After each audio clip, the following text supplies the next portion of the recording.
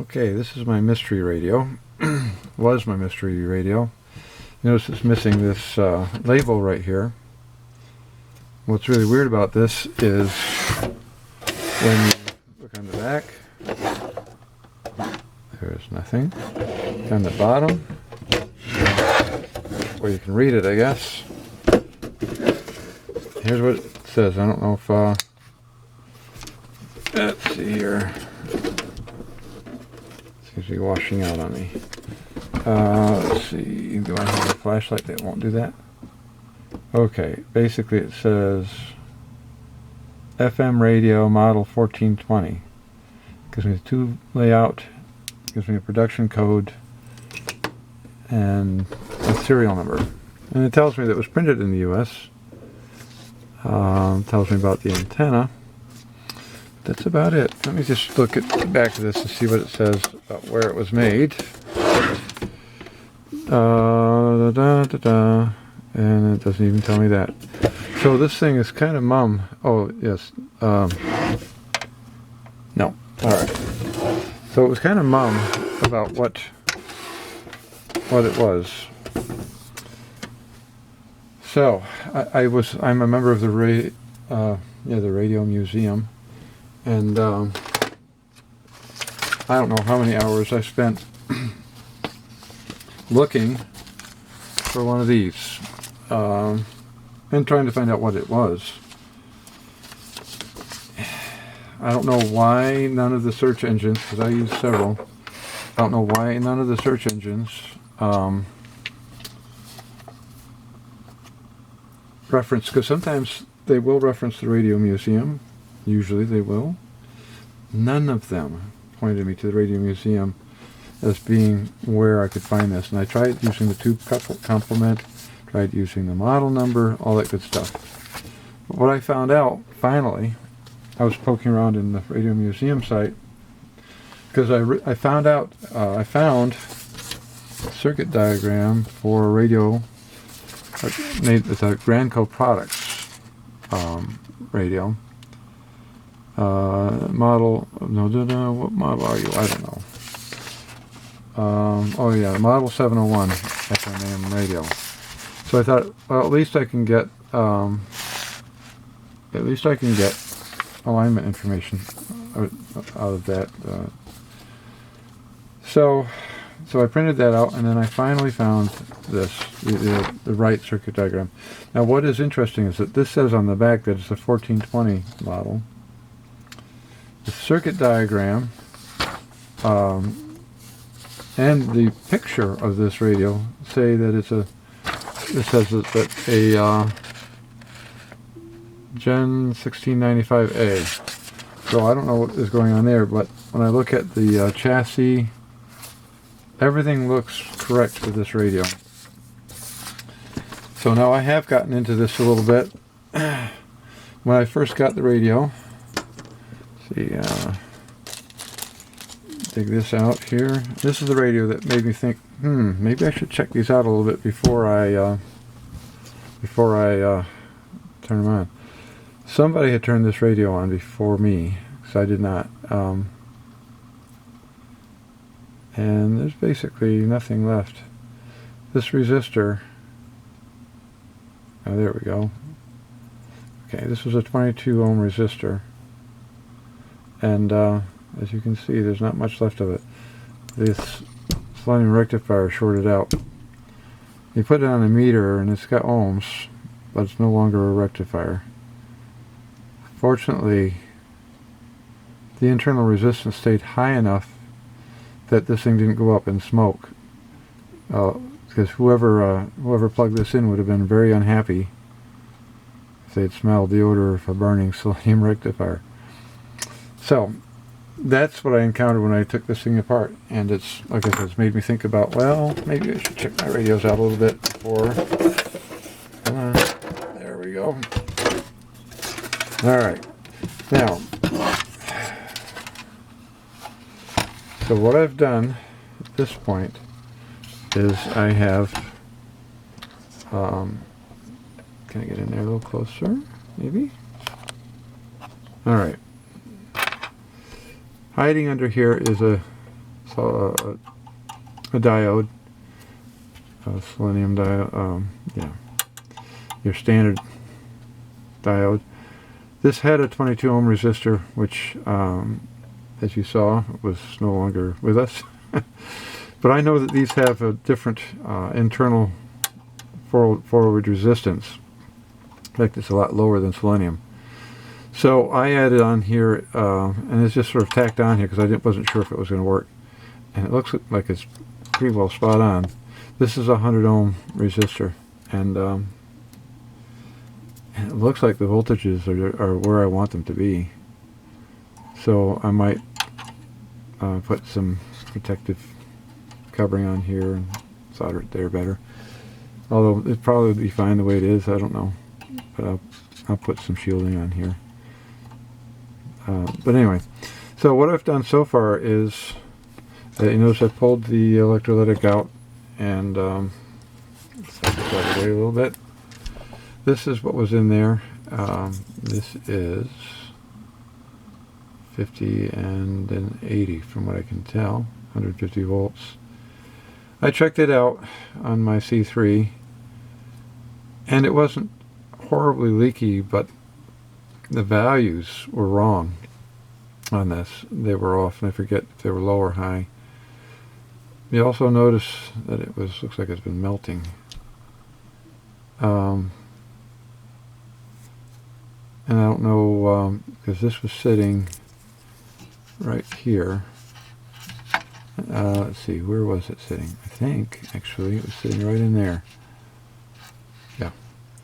So I thought maybe, when I was just looking at it, I thought, well, that's where this was. Maybe this got hot, but it's over here. And there's nothing here that I can see that that would make that melt. Possibly problems internally. So I decided I didn't want to use this. I had, this is a electrolytic I pulled out of another radio, and this one's actually halfway decent. It doesn't check out as brand new, and I might test it again because I was using it in this radio for a little bit. But that was going to be a temporary thing because I don't entirely trust this. It's a dry electrolytic. They tend to stay healthy longer, and the radio this was in was working fine. When I put it in this one, it did the job. It wasn't humming or anything. The values are a little bit off, which possibly it doesn't really matter. I think this is a 50-50. And this one wants 100 and, what was the other one? 30? 140? I don't remember. Oh, 50. So this one was an 80-50, so I have a couple of capacitors. One's 100 and one's a 47. No, 50. So I'm going to put 150 in there to replace this. These guys, let me swing this up here if it'll let me. Come on. These are, let me slide in there a little bit, Pyramid Imp. All of these that were easy to cut and test like brand new. Whoops, tilt my stand over here on me. All of these check out like they're brand new. And I ran into one of these in another radio, one of them, and it also tested like it was brand new. So I'm not replacing any of these. These all look good. If I have problems, if the radio isn't behaving properly, I might dig into this a little bit better, or a little bit more, and look at these. But this one, this one, this one, and this one, all of these test like brand new. Now, if you haven't seen any of my other videos, my other video, I should say, where I showed how to use a VTVM, how to test paper caps. You still need a tester of some sort if you're going to work with electrolytics, but I'm convinced that you can use a VTVM to test these. And like I said, these, when you test these and you compare them to brand new capacitors, they're identical. And like I said, if you want to get more information on that, just look at my other video that has to do with the C3 tester and checking these guys out with a VTVM. Digital meters won't work. They don't have the voltage. They just don't have what it takes to properly test those. So at this point I started looking at the resistors, and there's a bunch of them. Some of these in here are not healthy. They aren't the right value. That one's good. And that one's borderline, but this one isn't all that good. These I don't think are any good. So I'm going to be replacing a bunch of resistors in here because they're not right. And because I am going to be soldering the ground for one of the electrolytics I'll be installing, I'm going to replace this one. It's a little bit out of spec, but I have the resistor, and like I said, I've already removed the ground wire from here, and I'm going to be putting a new cap in here. So that's going bye-bye. I've already replaced this one, and here's the thing about capacitors. This is a 4 megafarad, 50 volt, or microfarad, megafarad. Well, I just created a new term. Anyway, microfarad. I tested this on the C3. It passed the leakage test, but it failed the value test. When capacitors start going up in value, that's not a good sign. In fact, that's a pretty good sign that they aren't healthy anymore. I checked this on my little gadget right here, and it told me the ESR was horrible, and the value was something like 8. It doubled in value. So I replaced it with this little guy right here. Look at the size difference there. Wow. So I started the process. So the next thing I'm going to do is I'm going to go through, replace all of the resistors in here that are out of tolerance. Then I'm going to get in here and I'm going to check all the tubes. I thought this was kind of funny. This radio, if you can see the bosses here, and yeah, there's one boss there, one boss. This was originally designed for a larger speaker, but they've kind of cheapened it a little bit. This is a fascinating mix of cheap and quality, because when you look at what's in the bottom of this thing, a lot of disc capacitors, Pyramid, which apparently is a very high quality capacitor. Everything underneath looks like it's decent quality. But then you get over here, and I don't know if I can show you this or not. And this makes me think. I have no idea if there's two versions of this. I was lucky to find this. This wire right here goes into the FM tuner, which is what this is. When you rotate the tuner, you can see the wire just wraps around the end of the shaft going to the tuning capacitor. And so it's tuning the FM tuner here. That wire, that little cord. I'm glad that has not broken. What's really interesting, and I don't know if I can show this to you or not. Can I? Maybe. I don't know if you can see. Well, here is the thing I want you to see. This shaft looks like it should have one of these on it, a little pulley. But it doesn't. The string just goes around that shaft and travels to wherever it's going. Let me just show you, now that this is printed off, the dial string information. So I thought, well, how on earth, because the end of the post has a flange on it, which means you can't just slide a pulley on it. So you look at this, 1, 2, 3, all of these have pulleys. This is the tuning shaft. This is what you turn to actually tune the radio. And you have this one. with no pulley on it. I was wondering why it was tuning a little bit harder than I thought it should. And they put 3 pulleys on here and they left this without one. And I'm thinking it's just going to wear the string out over time, and it hasn't yet. I mean, the string was fine when I got it, but let's see, is that washing out too much? I don't know. So 3 pulleys, no pulley. So I don't understand. I guess that they must have cost him a half a cent to have a pulley on that. I mean, this, I don't understand. The chassis itself looks like it's pretty decent quality. The dial stringing, yeah. Oh, this is also fascinating to me. In my days-long search for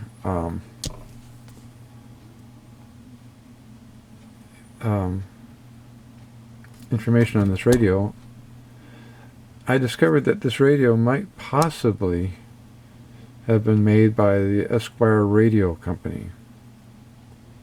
I'm not sure about that, but ESQ is the front part of the Esquire. It says precision made for ESQ. So this is an Airline radio, and I know they have different people building their chassis or building their radios. And I thought that was rather interesting, because I did find at one point it seemed like there were some Esquire radios. I couldn't find this model, but and one of my searches seemed to indicate that possibly maybe this radio was indeed made by them. So it's kind of a mystery to me. This is also interesting. Precision made for ESQ. I thought one of these said RCA. I don't see it. Made for ESQ. That says Japan on here, so I'm not sure. So the Esquire Radio Company seemed to have been an American company. So I'm just baffled. I'm going to go over here and look at this one. I thought I saw one of these had, yeah, there it is. Made in the USA, ESQ, by RCA. So this one, and I've never heard of ESQ before, so this one is American made. The one I just showed you is Japanese made. This one says RCA, the other one doesn't tell you. So it's just really fun. There we go. That was a pain. So anyway, I will be digging into this a bit deeper. I already know I'm going to be replacing a lot of resistors. Somebody has anchored this. It was an old guy who had this, and one of the interesting things that he did to me was, okay, down here it says FM, AM. There's a dot here and a dot here. The arrow, or the line here, points in the wrong direction. What I'm guessing is that this cap came loose. The person who owned the radio before me just stuck it back in, not paying any attention to where this lives. And it's just nowhere near. It's just nowhere near. Let's see, yeah. It's just nowhere near where it's supposed to be. So, anyway, so I'm going to see if I can pry that back out of there somehow, hopefully, and put it back where it belongs. And unfortunately, it has suffered some damage.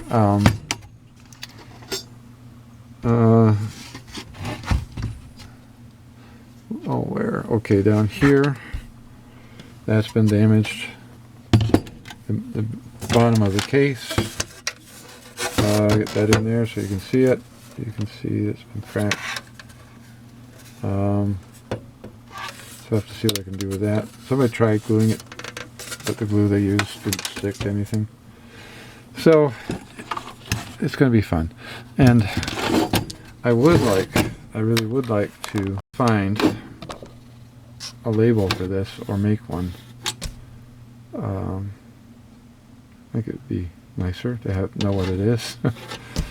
So I'll have to see what I can come up with there. So I've got myself a project going, and we will get back to this when I'm done. Okay, I'm back. Replaced everything that I think I need to replace at this point. There's been a few resistors replaced. I've replaced this capacitor, or installed this capacitor in this one to replace the electrolytic. Redid this resistor with protect the thing there and made it more solid. Some of the resistors in this actually they're on the edge. I thought I was going to be replacing more of them. In fact, there's one of them I was going to replace. Unfortunately, I don't have that one. So I reevaluated, and I realized that it still fell within that 10% range. And some of these, especially without any color bar on it, or actually 20%, I believe, if there's no color band. So in that 10 to 20% range, I guess that's considered okay. So what we're going to do now is we're going to turn the radio on. I have my lights set up over here. Turn this up. Okay, and I know you're probably saying, what's all this? I explained a lot about this, but I have switches in here that allow me to turn the bulbs on and off as I want, or bypass them. I have an on-off switch here that allows me to turn things on as I need to. But right now, I'm just going to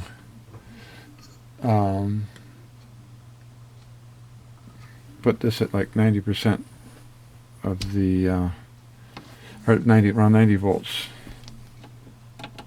So there we go. There's my bulb coming up. And this thing takes a while to come up, so I'm wondering if one of the tubes in here is a little bit iffy.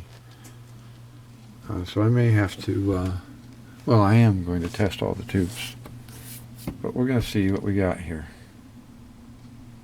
Come on.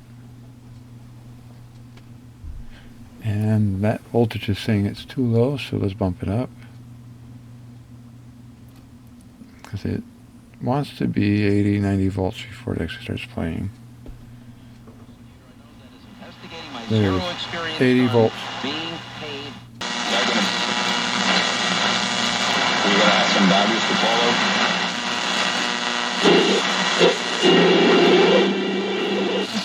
It's out or going down to 40. And it's above the meteorology. So now New York's weather state page and west. So the Connecticut the Audi Q5 represents everything we've learned from building.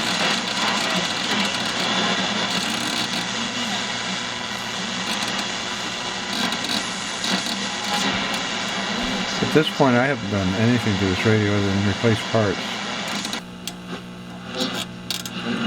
Well, this is the FM. Yep. The president's concealment actions were so...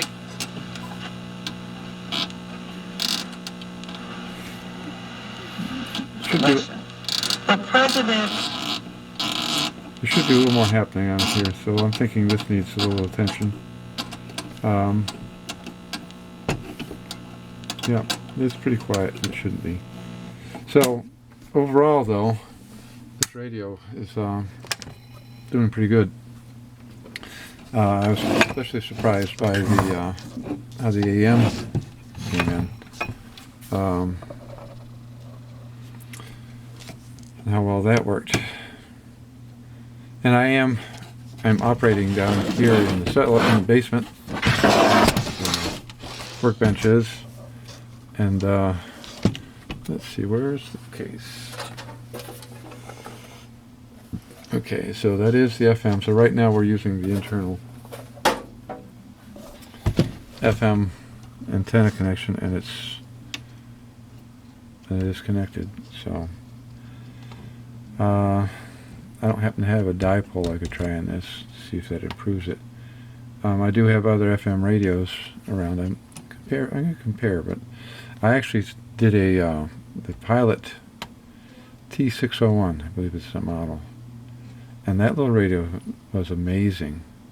I still have it, and that's probably going to be a video at some point too. So at this point, my next step is I'm going to check all the tubes, make sure they test okay. I'm going to see what I can do with this wacky tuning system. Because other than that one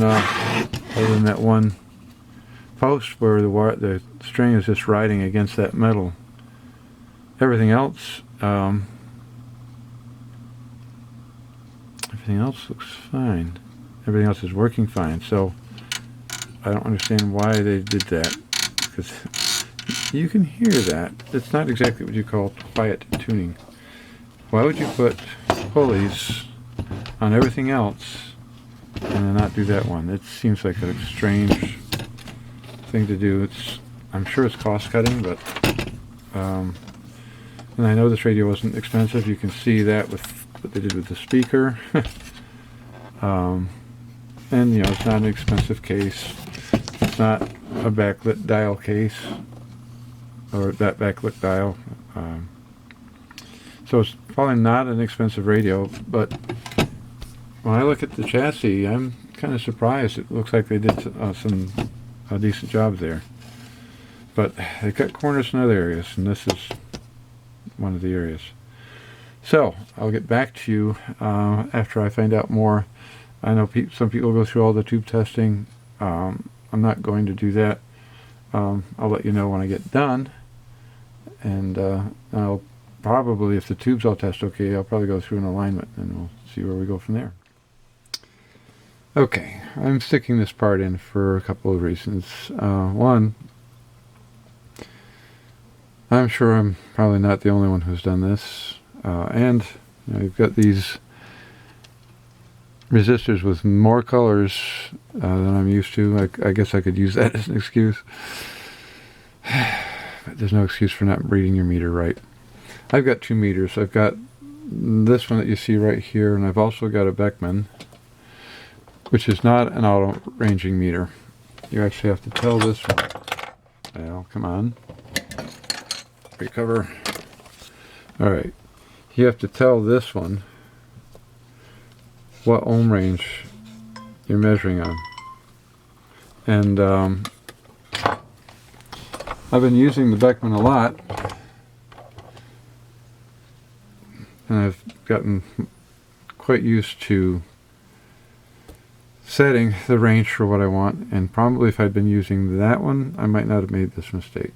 But here's my mistake. I replaced this resistor. It was on the edge of not being so hot. And the radio wouldn't work, so one of the first things you want to do is you want to go back to what you just did and find your mistake, because that's most likely the culprit. Because I got this all done.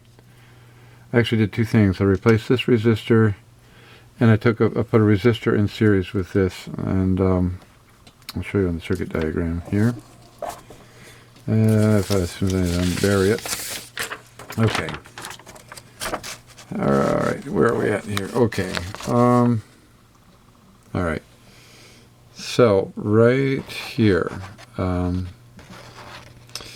This was a Selenium Rectifier. And this was a 22 ohm 1 watt resistor. I replaced this with a 100 ohm 1 watt resistor, and it cooked. And I think the reason for that is that I was dropping more voltage across this resistor than it was originally. So I put a higher wattage 100 watt in there, and it worked. But then I decided to actually start checking my voltages, and this voltage right here wasn't right. It was closer to 100 volts than the 135 that it's supposed to be. So the other thing I did, let me just put this down and show you. I'm hoping I have enough battery to finish this. I moved, well, I think we need more light. Alright, I moved that little, I put this resistor, you can see my light is shining, I hope, on top. Because even though that's a 5 watt resistor, and this is a 60 ohm, that's what I finally settled on,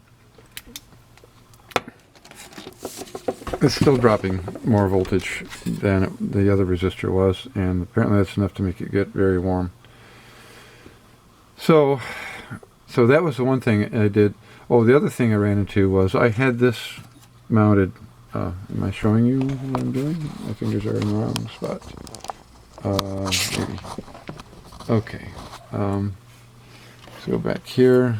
Slide that out of the way a little bit. All right. It's so much fun when you run into things that you just don't expect. Alright, so this little tie strip right here was mounted over here with a nut coming out the side right here. Unfortunately, the plastic case has a ridge.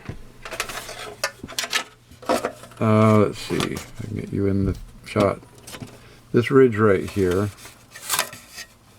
Hello, get the right ridge. This ridge right here was riding against the screw head, and the cover would not go on correctly. So I wound up moving it from here to here. And alright, I'm going to try this again. My battery decided to give up in the middle of what I was doing here, so not great, but hey. Alright, now I'm plugging this back together. I'm going to show you what I was trying to do here. Okay, if I can get it in front of the camera and make it not wash out. Okay, let's see, where I was measuring was, I was measuring from here. This goes up to here, goes through this, and then comes back down here, goes through here, and then comes up to here. Now there's a list of the different voltages or resistances you should see, and you're going through this 1K ohm resistor, and then you're going through a 470K right here. Now I'm going to show you what I measured, and you're probably going to laugh at me, but hey. Alright, get my meter back in front here.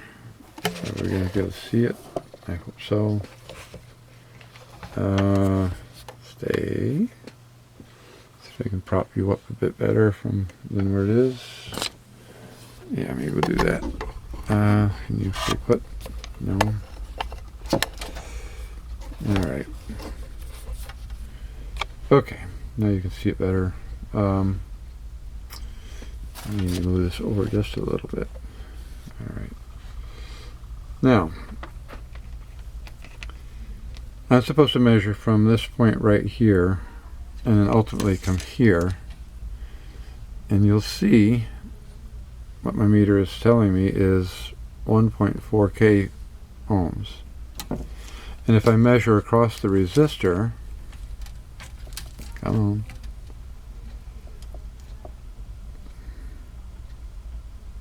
oh come on, I know I'm going to be annoying, 470. Well, I didn't pay attention to what that was showing me, because it tells you, helpful meter that it is, that you're looking at ohms, not K ohms. This is a 470 ohm resistor, not a 470 K ohm resistor. As you can well imagine, the radio did not like this very much. So I spent a whole bunch of time tracking everything down. Thought I had shorts where I didn't have shorts. I just went crazy.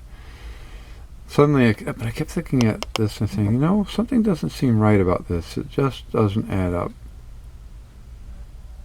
And then I measured across this resistor again one last time, and I thought, ew, you turkey.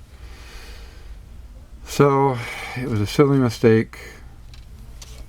I have to apparently learn to read my meter better, pay more attention to what it's really telling me, because I shouldn't have seen 1.470 here. I should say, it should be 471K, and that's not what I saw. So it was a mistake that cost me a lot of time. And now I suspect the radio will work a whole lot better when I change this right here to the right thing. So, I guess a word to the wise for anybody else who might be doing this. As you can see, I was I was tearing into this thing trying to figure out what on earth was going wrong. And I got tired of soldering and unsoldering things, which is why all these cables are here. Because it's a whole lot faster to do and undo these than to solder and unsolder. But, so, anyway, I hope somebody learns from my mistake. Next thing, hopefully the next thing well, it won't be the next thing. I'm sticking this into a current video, but hopefully at the end of this I'll show you it working properly. Alright, well, this radio has been sitting for over a year. The video just before this was filmed in December of 21, and the reason this got shelved was because, well, number one, it was my typical approach to things. There was a new radio that I just got in that I wanted to work on. This one was having problems. In fact, actually, I kind of think I toasted one of the tubes in here because of that mistake that I made. Because you can hear, well, maybe you can't. That's full volume. It's not playing very well. So, what I'm going to do, I've already tested the tube that I thought I had cooked. The tube actually is okay, thankfully. So what I've done is, this is my signal tracer. It is set to AF, which is audio frequency, because I'm going to start, I'm going to get my little pointer that I like so much. It gives me fine control. Anyway, alright, so this is, oops, here we are. Here's our output section. You got to switch your FM AM. It just simply directs output from the FM or the AM part of the radio, and it goes into the volume control. And right here is the middle, that middle connector, middle pin on the volume control. And it feeds into here, into the grid of the 19T8. That's the tube that I thought I had toasted. And I'm kind of thankful that I didn't. I was actually going to start looking for a tube, a replacement tube for that. But I said, it's been a long time. Maybe the smartest thing to do would be to actually do some testing. In fact, I have just come to a realization that I far too often make mistakes because I presume things or assume things. I'm sure none of you have done that. I'm the master of doing that and making bad decisions on the basis of things I think are true when I don't really know that they are true. So I've decided to have as a motto: stop, observe, think. Or it could be stop, examine, think, and as part of the thinking part, evaluate. So stop is to, okay, stop where you are, stop operating on assumptions, stop thinking you know what's going on, stop and check. So so the observing part for me was get this out and start doing a signal trace to see if I can figure out what's going on. This radio, before I got into it, was playing quite well after I put new parts in it and actually started functioning properly. So the question still remains, okay, this 19T8 tube passed my tube tester. Is the tube tester lying, or is that tube okay? Well, let's find out. Let's see, we've got this down, this down. I don't want to blast everybody out of here. So, so what I'm going to do is I'm going to go from here to here to here. Whoops. Here to here. And then, hopefully, we'll find out if the problem is here. If not, then I have to back up the signal chain and find out if I'm losing it here somewhere. There's the AM converter. So I probably want to go, yeah, so there's the IF, which one is that? I think that's got to be AM and FM because it's going into here. But anyway, so I might have to start backing up the signal chain and see what's going on here. But I'm going to start here because I can hear a radio station in the background very quietly, which leads me to believe that the IF section is actually working. So let's go here. So let's go to, and I have a station selected. My volume control is down low. Let's see here. Let's go to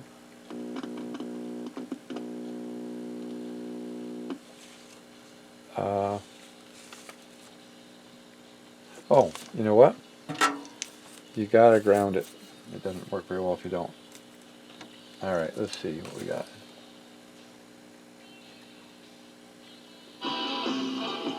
Well, we got lots of volume there. It's working. Okay, so now I've got so from my volume control there's a 0.01, which I assume is this one right here. Are you? It is. Alright. So there's our 0.01. And that's going to go. That's going to feed into my 19T8. So let's go to from here to this, and so I got plenty of volume there. So the next thing I want to look at is I want to go straight to pin 8 of my 19T8. So I follow this green wire over here. There's a green wire that comes off from here. And I'm all the way over here.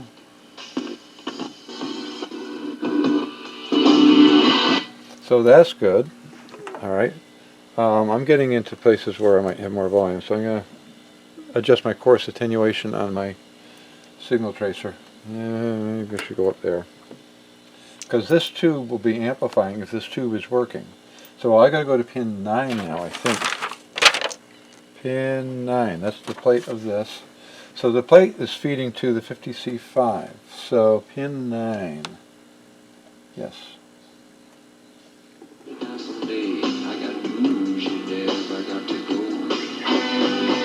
So the 19T8 is working just fine. So now I want to go over. Oh. Well. We don't have to look any further. We don't have to look any further. Let me show you what was really wrong with this radio. Kill that, kill this, unplug you.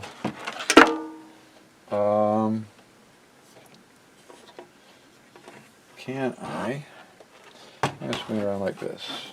I'm going to give you a block of wood to bring it up where you can see what I screwed up.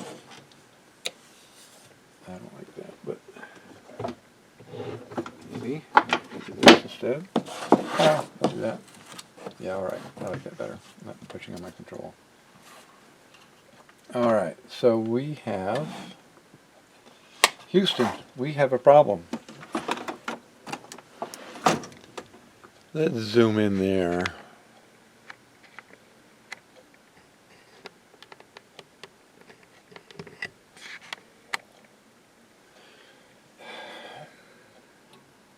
This is the coupling cap.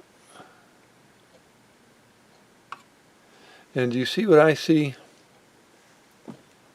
That end is not connected to anything. Now, when I was testing all of these, I was cutting the leads and then soldering them back together. I don't know what happened here. Like I said, it's been over a year. Maybe I pulled this off to check things further. I don't know. I have no clue. But my radio isn't going to work without that. It's just flying free. Well, and this is not a horrible thing because this 0.05. Do I have a 0.05? I really do want to. I want to replace that anyway. Yes. So 047. That's close enough to. That's Here we are. This is an 0473. This will work. So I'm going to replace this with this. Now, this imp capacitor tests like it were as though it were brand new. And theoretically, I could leave that in there. I mean, the value of this is dead on, and the ESR, whatever you want to call it, I mentioned at the beginning of this video, testing with the VOM, tube VOM, and you can't distinguish this capacitor from a brand new one. The on-off control on my camera is just close enough to my zoom control that if I reach my thumb around, I can turn my camera off. Alright, back to what I was saying. If I were to measure this with my voltometer and my C3, and I were to measure this one with both, you wouldn't see any difference between these two. This is a 1960s vintage radio, somewhere around thereabouts. Which means that it is 60 plus years old, 62. So that's how old that capacitor is. This is the coupling cap for your output tube, your 50C5. If this decides that it's having a bad day and it decides to go short or start leaking excessively, you could wind up with DC voltage on here high enough to red plate this tube, and this tube would terminate. I am planning on selling this radio, so I don't want some poor schmuck playing this radio. It sounds really nice. When I get all done, it should be a decent radio. I don't want somebody playing this radio and suddenly have it stop playing and then have it find out that an old capacitor terminated their output tube, and that would not make them happy. I would not be their favorite person at that point, I'm afraid. So, plus, yeah, that's bad. I really don't know what happened there. But I'm really glad that I tested the tube. I'm glad it passed the test. And I think I've tested all these tubes prior to this anyway, so okay. So when I get done, this will once again talk to the output tube, and it should work a whole lot better. And we'll go from there, because it's way too quiet. It's just definitely way too quiet. Alright, so I shall be back soon. Okay, I've got this plugged into my outlet. Let's put it in. Put it on, and that looks good. That says I've got 103 volts. I think I'm happy with that. We go there. We should have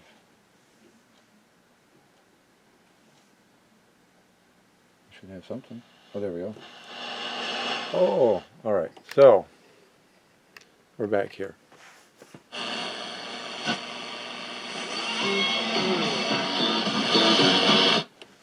It's amazing how much better your radio works when you have a complete circuit. I've turned this around just because it's going to be more convenient. So over here, we've got a brand new capacitor here, and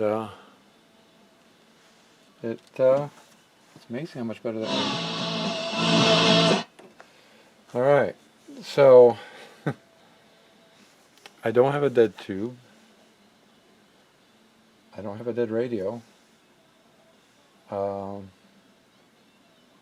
It's not working.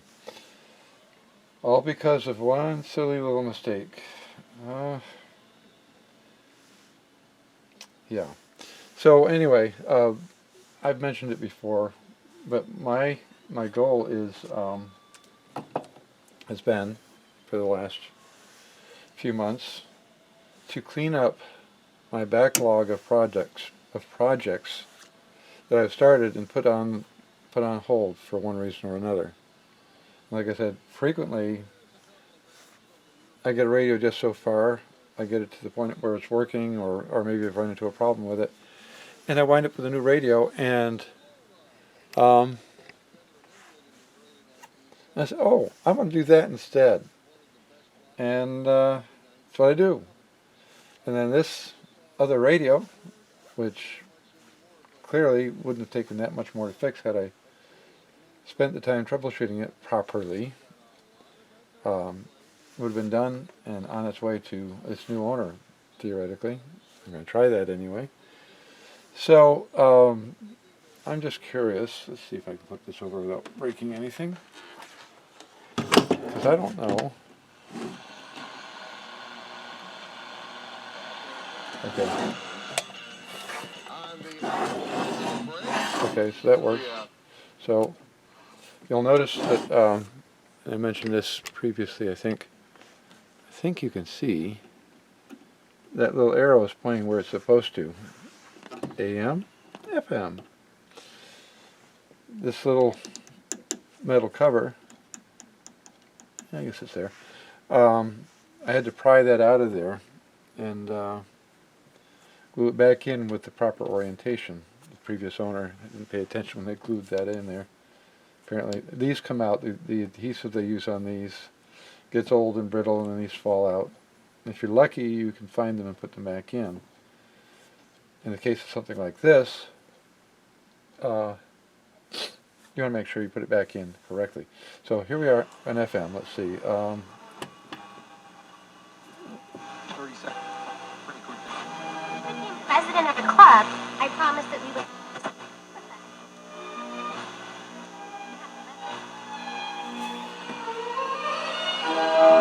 That's working.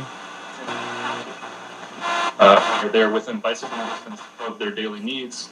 I think that we can't have a... So our FM is working, our AM is working.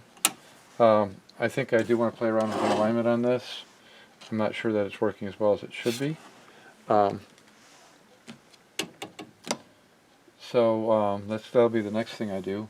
And hopefully at that point I can move this on down the road.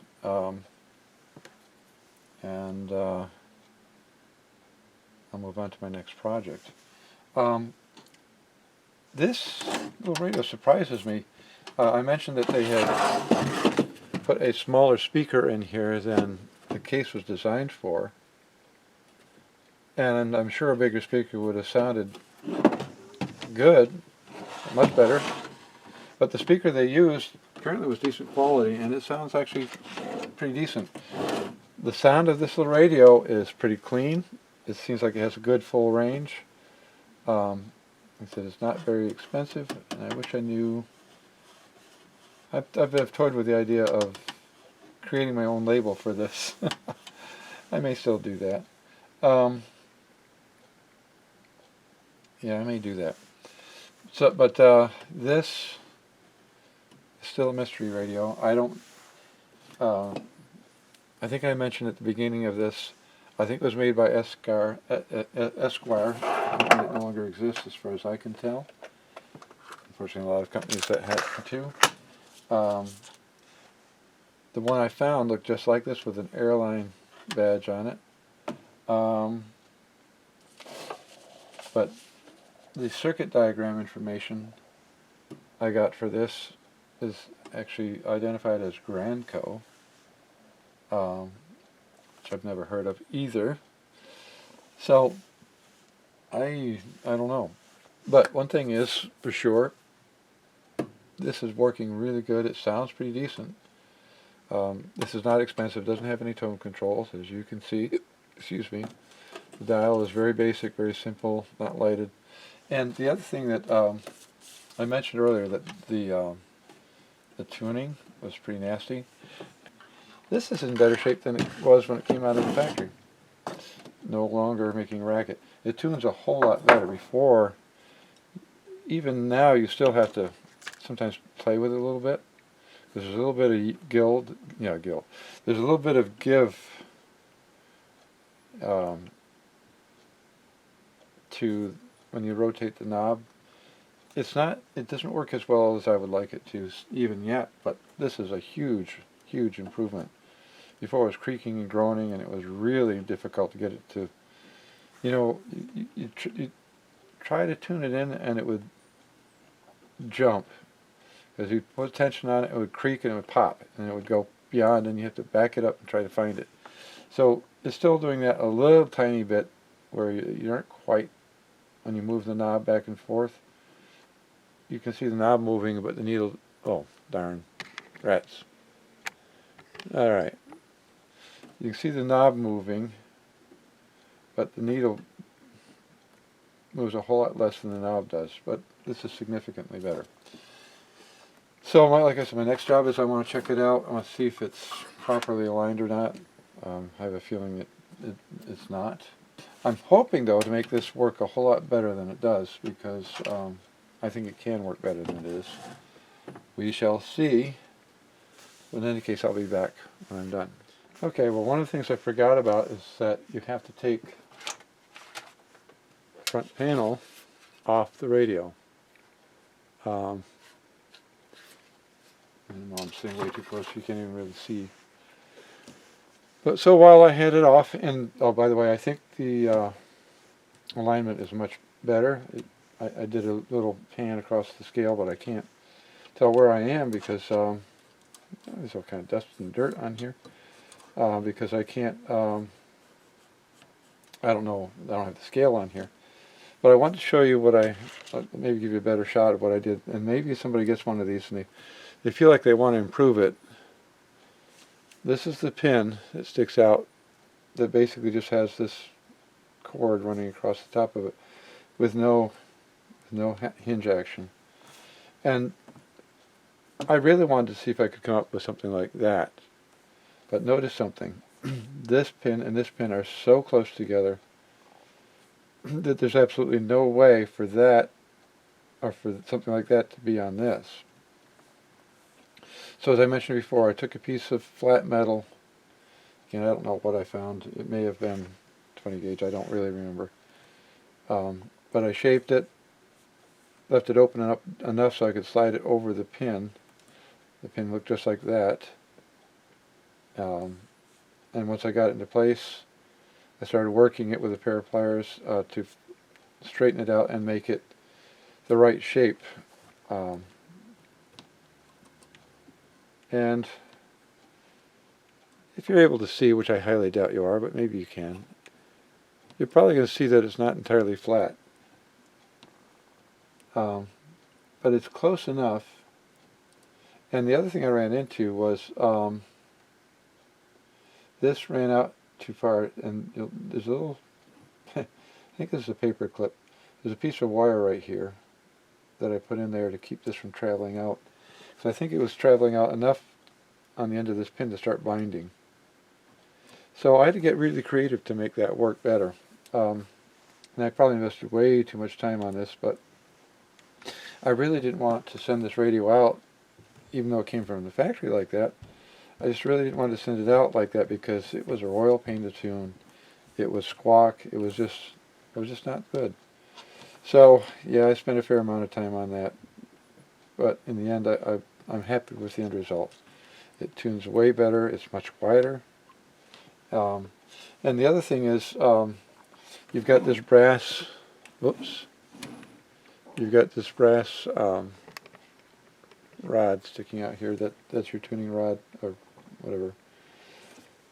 Where it went into this metal part here, it was inside of there. It was actually all gummed up. So I wound up taking this out of here, cleaning it, putting it back in, and lubricating that as well, because that was pretty tight. Now it moves in and out freely. It's not causing problems anymore. So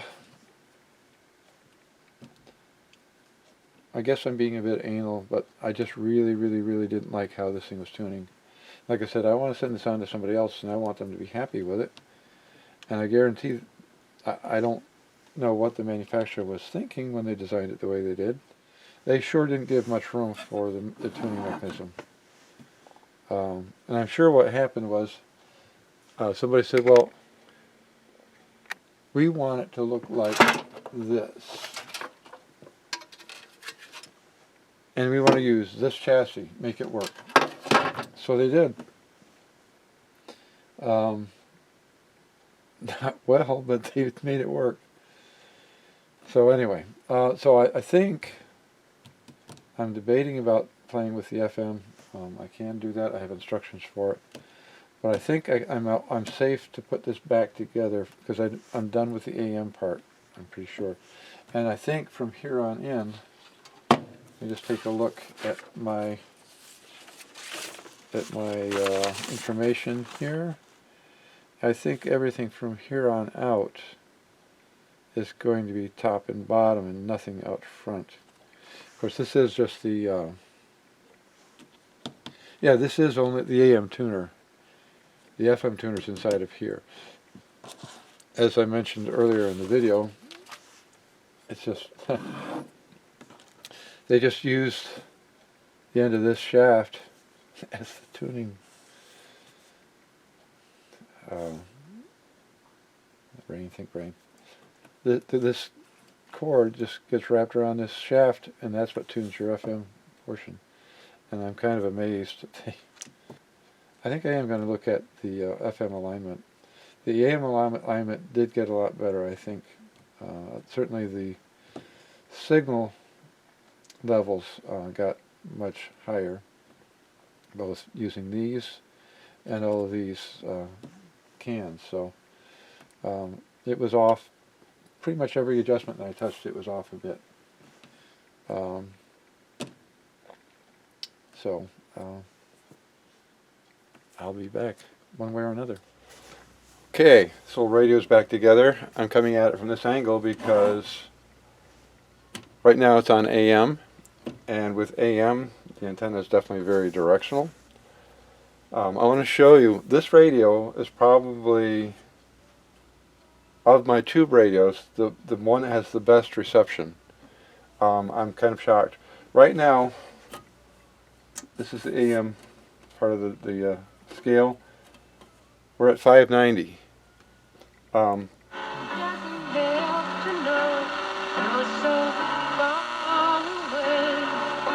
course, I can't leave that on for very long. Most of my other tube radios won't pick up that station. Not now, not ever. Well, some of them will pick it up late at night when the DXing kicks in. So let's just see. We're going to get out of there.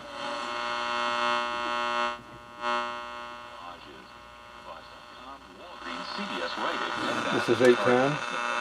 Clean nose, healthy life. A lot of my radios, when they hit this section, for whatever reason, there's a huge buzz that interferes with me being able to receive it. But this radio picks it up just fine. It's about 5:30 right now, so the nighttime improved reception is starting to occur.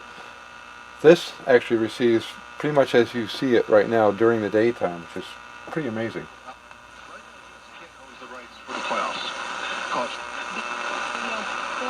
So And he has been very focused on.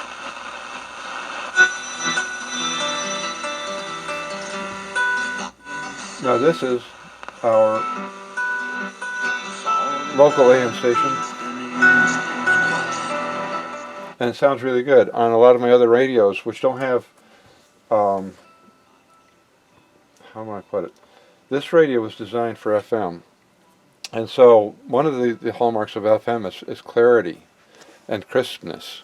And so this radio was designed to enhance or have the tonal qualities that enhance. Is that what I want to say? How do I want to put this? This is designed to work with FM stations which have a crisp, clear signal, unlike AM, which is muddier and not so crisp. Although with a decent radio, you still get decent sound out of AM. Of course, they also at one point made AM stereo, which I didn't know for a long time. So the way this radio is EQ'd is enhancing the sound quality both for AM and FM. And you can hear how nice and crisp and bright that is. And still at the same time,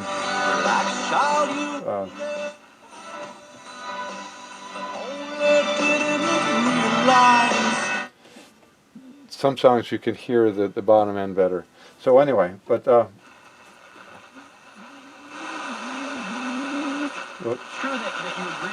this is above our local station. A lot of stations don't get this either. So anyway, so let's go to FM. FM is not as great as it might be. This is 101.7, which is there. Now if I have a 100-foot of wire out, a big antenna out in my basement because I was having trouble with a lot of radios that don't have built-in antennas, not being able to receive anything. But if I take that lead and hang it laid across, this thing receives even better on FM.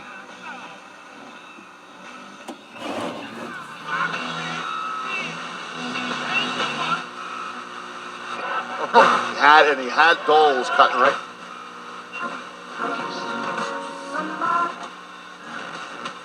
This is doing well, fairly well.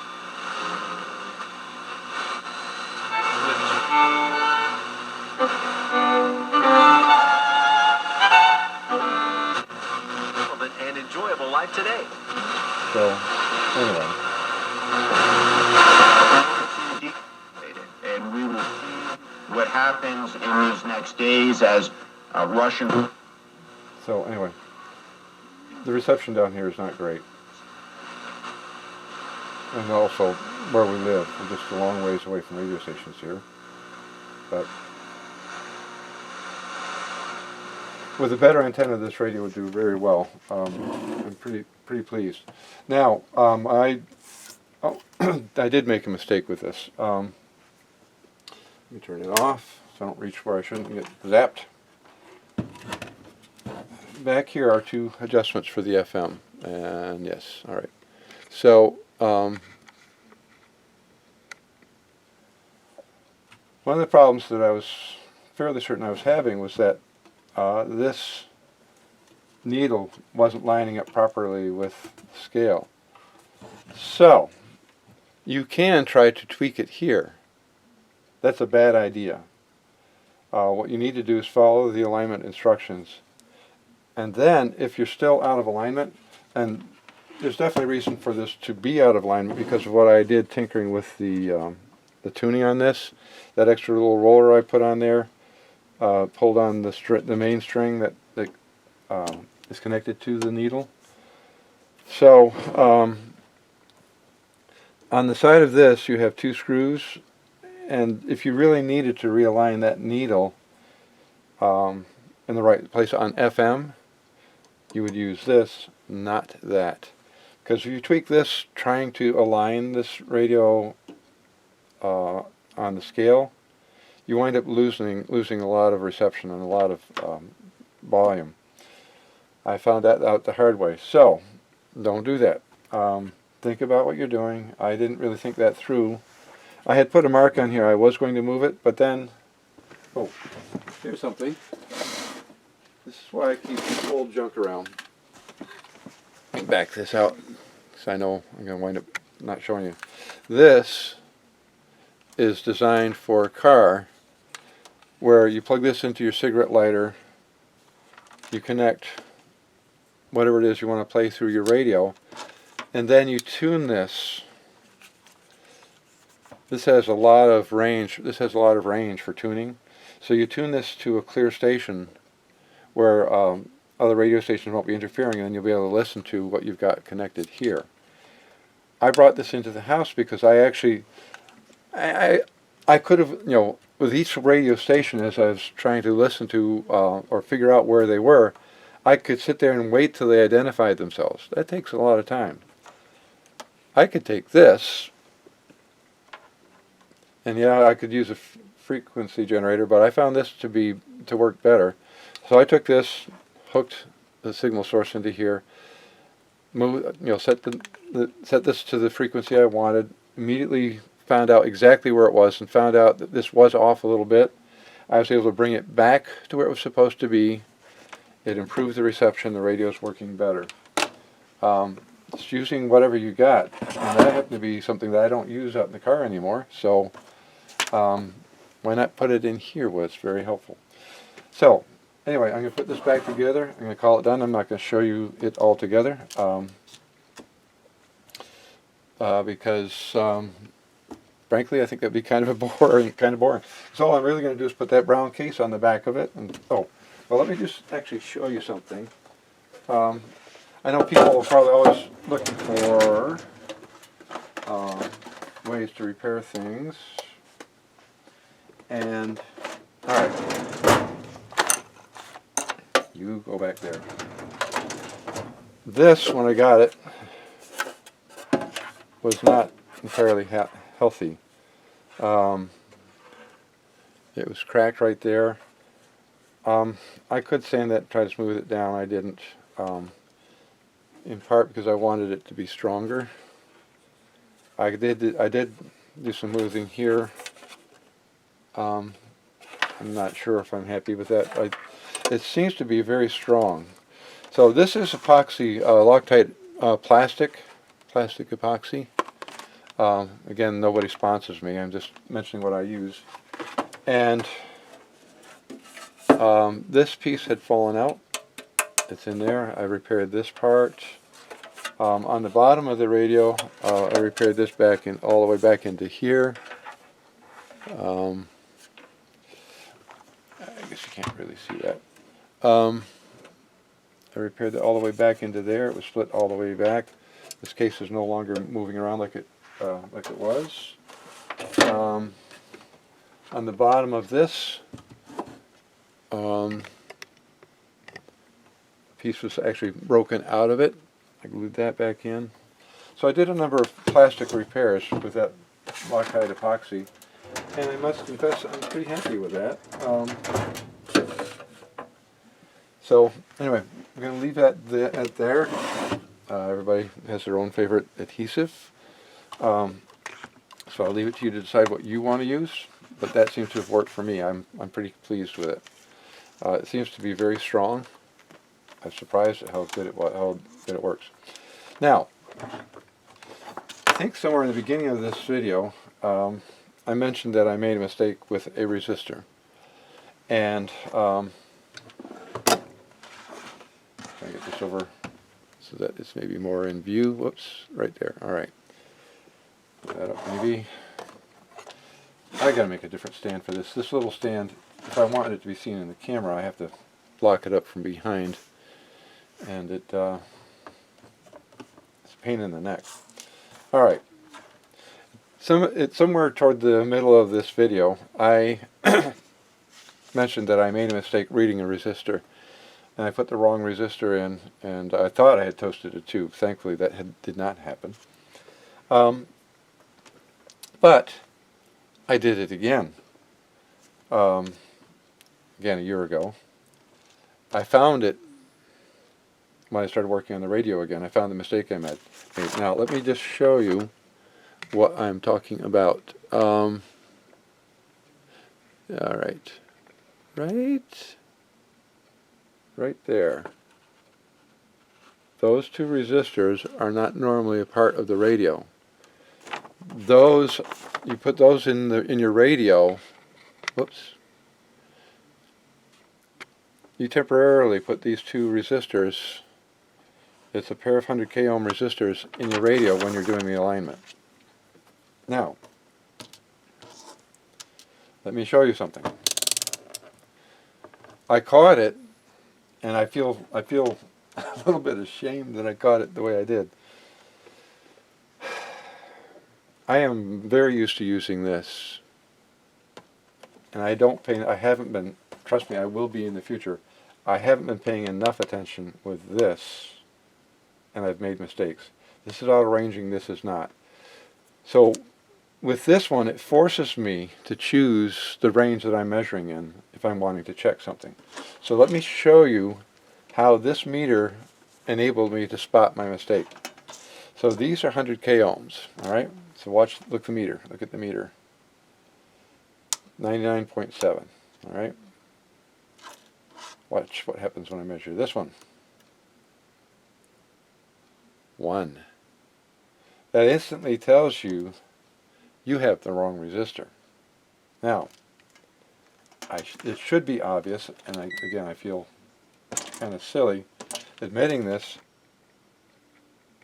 Alright, there's an orange here, right by my thumbnail. Look at this resistor. I don't know if you can tell on the camera. I can't right now. This one has brown right here. This one has orange. Whoops. Boy. Alright. Brown, orange. There's not a lot of difference between those two.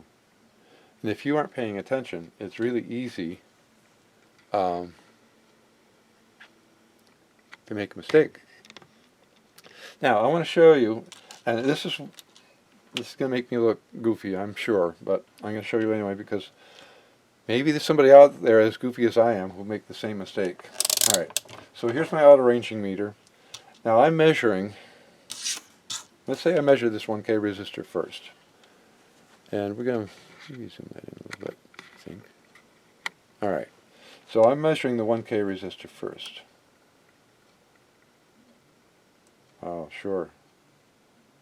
Well, now you're going to mess with me, aren't you?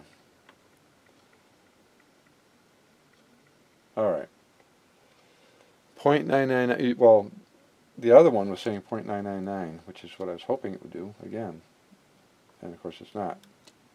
Fine. Well, I guess oh, there it is. Alright, so if I go right toward the end, or not. Alright, so there was 0.999 when I was measuring the 1K resistor. And of course, if you pay attention, let me put this back on here. If you pay attention to down here, it says K ohms. You need to pay attention. So 0.999 means that you're dealing with, whoops, helps if you have the meter on the resistor and not your finger. Alright, so if you're paying attention, you know that 0.999 or 0.997 is actually very close to 1K. Now, are you going to cooperate with me, or are you going to mess with me? This is also 9999. And this one says also K ohms. But the dot is there, not there. That's why I'm feeling a little bit goofy, because it's obvious that those are not those two are not the same size. I still haven't figured out why I maybe I was sleep deprived. That's my excuse. I was sleep deprived. I don't know. So anyway, I'm not entirely a big fan. I can understand kind of why they did that, because it gives you a little bit more flexibility.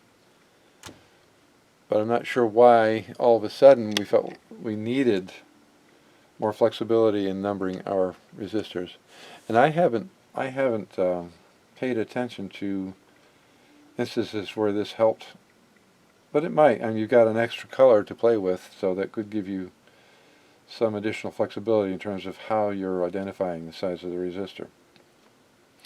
And the other part that I don't like is that, number one, well, of course these resistors are small, but it would be nice if that were like a brighter orange. I don't know, maybe it is orange. It seemed a bit dim to me, but anyway. So, my whole point of this is simple. Pay attention to what your meter is telling you. Really pay attention, and pay attention to your decimal point. Now, this little one right here saved my behind, because I had to tell it what range to look at, and that caused it to display things in a way that made it definite that I would notice that I had two different size resistors. I shouldn't have to use this just to make sure I can identify my resistors right. I am definitely making a vow that I am going to look at this more carefully and pay more attention when I'm measuring stuff. Because there are definitely times when you want to go through and measure a variety of things. And auto-ranging, if you're doing a bunch of things in a row, auto-ranging is definitely much handier. But you've got to pay attention. There have been times when I've actually missed the fact that it said megohm and not k-ohm. Fortunately, I think I looked at the color codes on the resistor and said, "Wait a minute, something's wrong here," and I corrected myself. But if you're in a hurry, if you're tired, it's just way too easy to make mistakes, especially when you've got colors that are not all that different. I mean, these two they aren't the same, but I mean, man, they're close. This one really looks more brownish or reddish than orange. This one over here is not bad, but that one, I mean, that is 200K, isn't it? It's got to be, because I just used it. Don't you dare. These should both be similar. There's 100, yeah, okay, so that's correct. I'm on 200K ohms, and yeah, so they are the same. I got it right this time, but watch your color codes and pay close attention to your meter. For those of you who use auto-ranging meters more than I do, you probably have learned to pay attention to it more. I'm going to be learning to pay attention to it more. But I'm mentioning it because, it's awfully easy. And if you're putting a resistor, and here's the key part, if you're putting a resistor into something, and you have somehow managed to get the size 10 times smaller, depending on where that resistor winds up, you could damage something. So it's a lesson to me, and maybe hopefully a lesson to those of you watching. Pay attention. Double check. Especially with these things, I really wish they would make the colors more distinct. But that's what meters are for, and you have to use them and pay attention to them. Alright. I am going to bail out now. I'm going to call this radio done. It's only taken me a year. I'm going to thank you for watching, and hopefully I'll see you on the next video.